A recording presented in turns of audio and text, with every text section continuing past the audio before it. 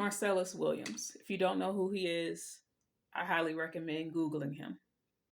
I'm sure this probably goes without saying, but if elected officials really wanted to stop political white supremacy, they would make sure the over incarceration, the deaths, and racial profiling and continuous racism from the legal system that impacts Black people, they'd make sure that it stops forever if they really care. And political white supremacy occurs other ways too, but I'm speaking to the fact that the legal system has a direct link to slavery and is slavery, but just a reformed version of slavery.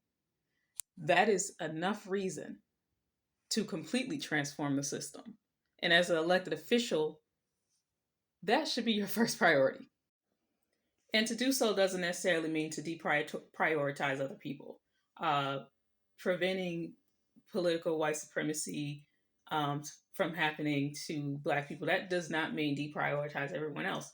In fact, it means quite the opposite. Policies from the past, all legislation that impacts Black people has shown to impact everyone else in a positive way.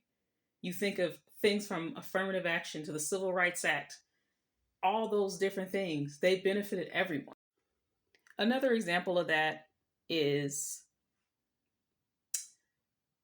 what we see happening with gun policies, right? School shootings, they happen way too commonly because of the gun laws we have and a plethora of other reasons, right? But school shootings, they are an anomaly compared to the majority of folks impacted by gun violence. In fact, those impacted are people in under-resourced communities, people who are Black and Latinx. But having gun laws that actually keep people safe and prevent, school shootings, it would benefit everybody, not just Black people, although Black and Latinx people and low-income, low-resource communities are heavily impacted by that. In fact, research has shown that investing in housing and jobs for communities, investing into the schools, a holistic approach has resulted in a 40% decrease in gun violence. There is research to show that in communities that have benefited from that. And on the flip side, there are communities that are under-resourced and heavily impacted by gun violence. For example, St. Louis is an example. There is great information out there on how both of these things exist.